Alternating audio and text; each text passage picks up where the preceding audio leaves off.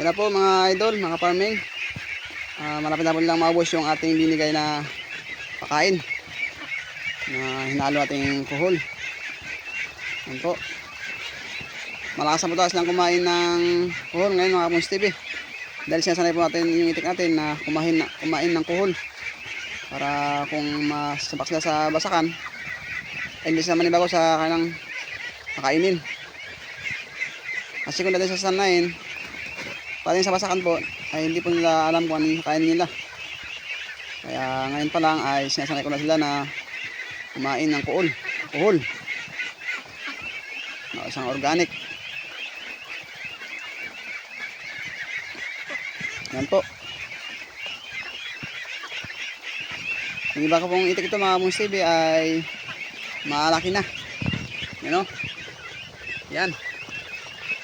Malaki na po yung mga Kamuns TV.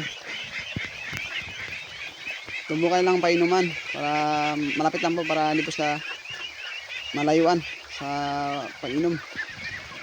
Para hindi siya mabulunan. Okay. Malapit na po nila mga boss yung ating binigay na pakain. Ano ba sila?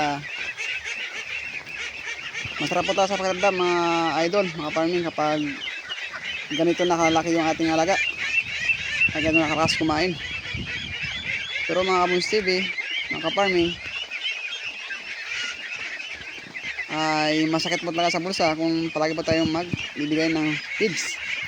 Kaya advice po sa mga mag-farming dyan ay magbibigay po kayo ng organic, wag po puro feeds. Kasi napakamahal po ngayon ng feeds. Yan na po, malapit na po nila mabos yung ating binigay. Mabos na po, sisimutan na po nila yung trapal. Yan po. Okay mga Kamuns TV, hanggang lang po yung aking video. Kung nagustuhan niyo po yung aking video, sana po pag-subscribe ito yung aking video, yung aking channel. Comment lang po kayo sa ating comment section. Mag-comment lang po kayo sa ating comment section. At agad po natin yang replyan mga Kamuns TV. At lang po mga Kamuns TV, God bless po sa lahat. Nanonood, thank you po sa mga nanood.